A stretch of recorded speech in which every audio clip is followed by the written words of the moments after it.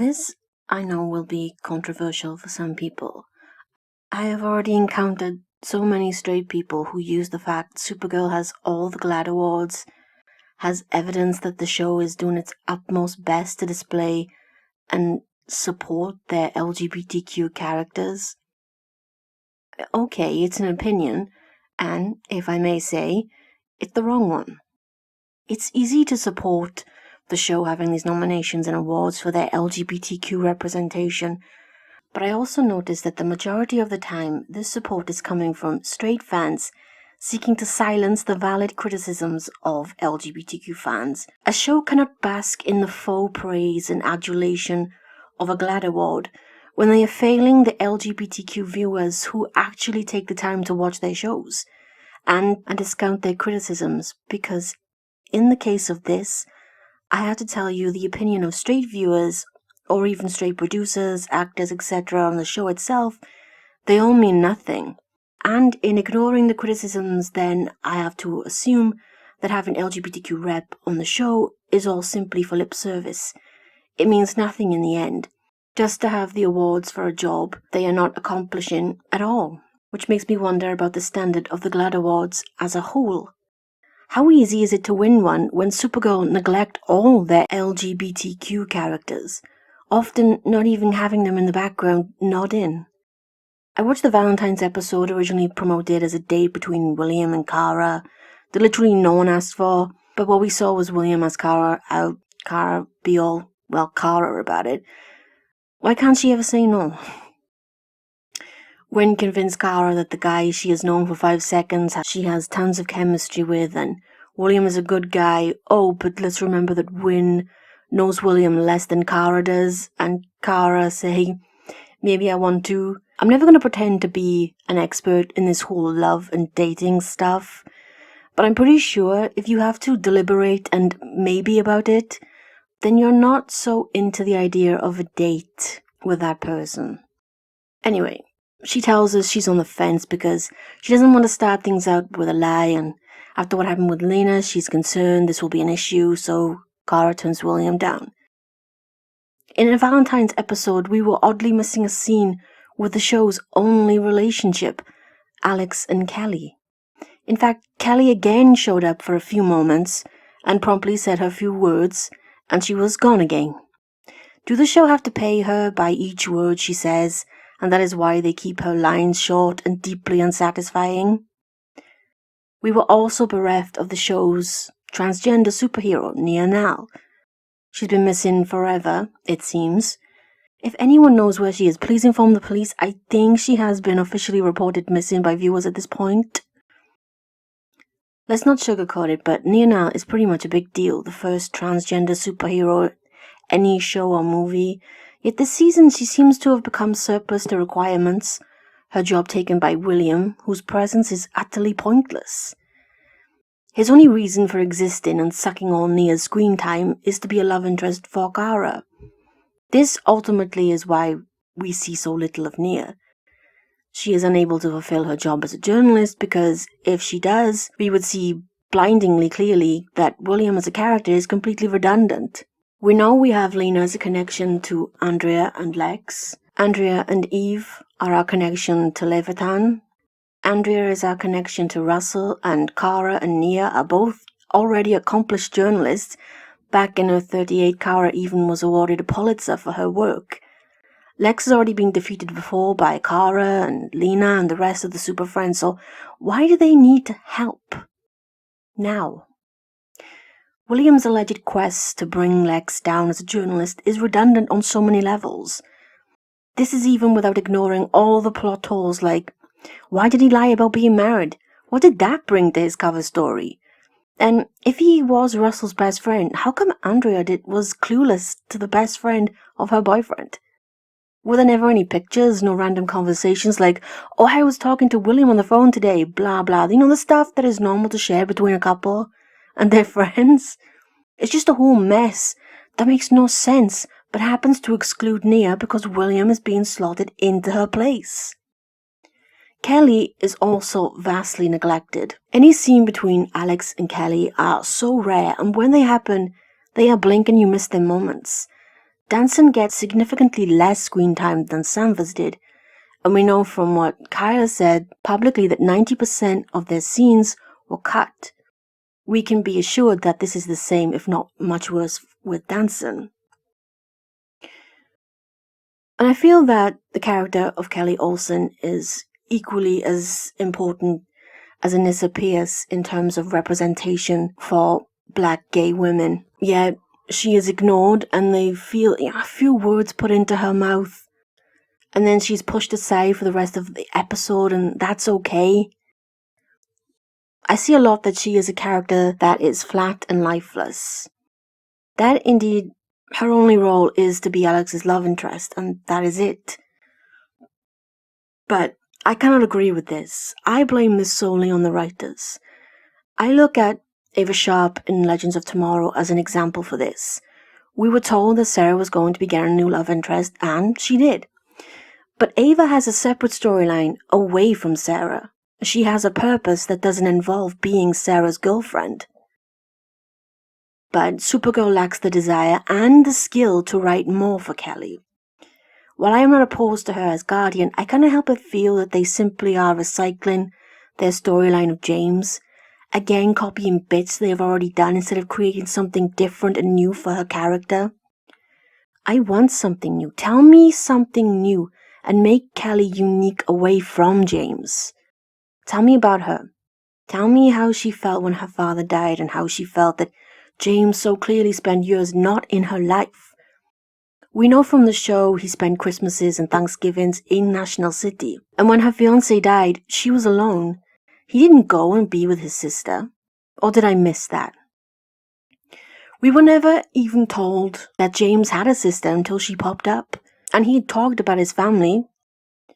Yet she comes into the show, and instead of saying they'd been estranged, which would have accounted for why he never mentioned her, they say they've been always close, and James talks to her about his friends all the time.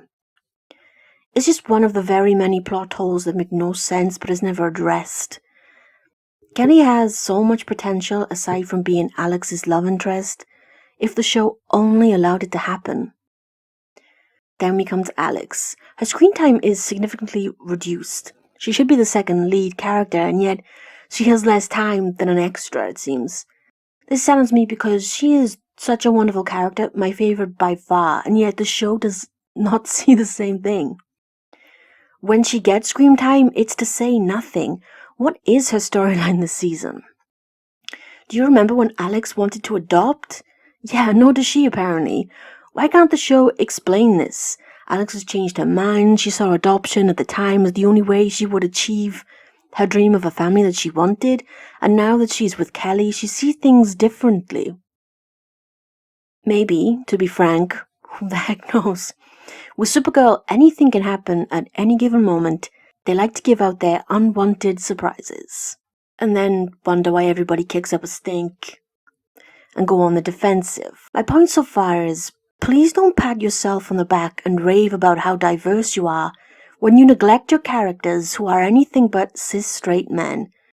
You cannot do as you do with your storytelling and just tell us shit is happening and show us something different.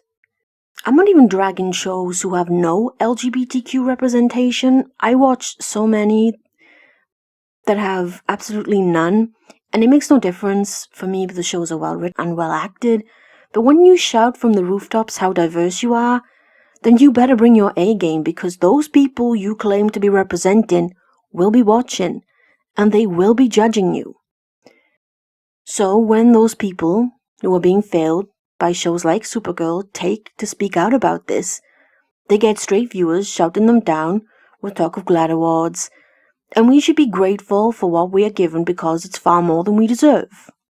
We have had numerous cast members belittle and berate the LGBTQ viewers who have dared to criticize the writing and queerbaiting that so visibly exists in the show. Most recently, we had a producer from the show do the same thing, proudly proclaiming he was blocking whoever he saw fit to, when those people were simply giving constructive criticism. Not everyone is going to love what you put out into the world. The fact that these people have been in the industry for such a long time and they have such thin skin really worries me. I keep saying this every goddamn video I make.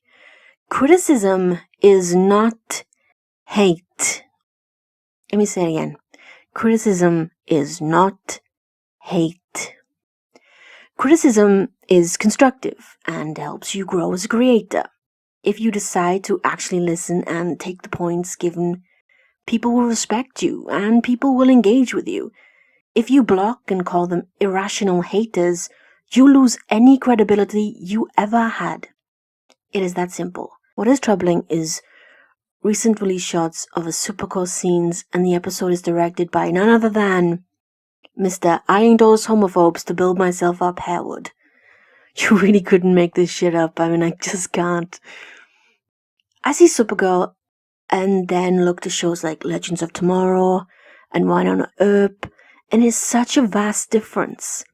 These issues are written with such ease. The LGBTQ characters treated as actual human characters, not a sideshow to roll out when they need props. And unlike Supergirl, these shows realize that LGBTQ characters are more than their sexuality. Nia's centric episode is set to air on March 15th and is set around someone hating her for her being trans and how they don't like her being a superhero because of it. This is all an LGBTQ character is worth, apparently. And this is one reason why Supergirl is deemed too preachy, because this is how they write. And LGBTQ only has a story if it involves homophobia or any kind of hate. When you write LGBTQ characters without ever needing to rely on those hateful tropes, they are human beings no different to a straight character, and yet they portray them as such. Supergirl likes to tackle these issues, but they are as subtle as a brick bashed across your head. They are clumsy and are not great at these political issues, especially when they have used Mon-El as a romantic thing rather than a toxic, abusive pile of crap that it was. Their weird logic of giving a sympathetic backstory to a fascist character said to kill all aliens. This may be controversial, but when I write LGBTQ characters, which is a lot, I treat them as any other character. They date, they work, they kill, depends what story you're writing. They do whatever, but that's because I know as a gay woman, this is life. There's nothing special about me, and I'm not a victim that I need everyone to hear all the hate speech I get. I have a life, and my sexuality isn't the most interesting thing about me. This is where I think Supergirl thinks being LGBTQ is a character trait, when it is not. It's important to tackle these issues, yes, but they need to be handled well, and Supergirl does not have the talent or the care to do so. It has not escaped my notice that this Nia-centric episode is being aired during the GLAAD Awards. Again, lip service to get the applause. Even if it's fake and has no meaning, it doesn't matter, it's still applause. When Wynn returned, we learned he has a wife, Isla, and a child. Isla Rands, while never having officially been labeled as a gay woman, is very much written in code. She is cited by many to be one of the first lesbian characters in the DC universe. Her partnership with Shrinking Violet is pretty obvious.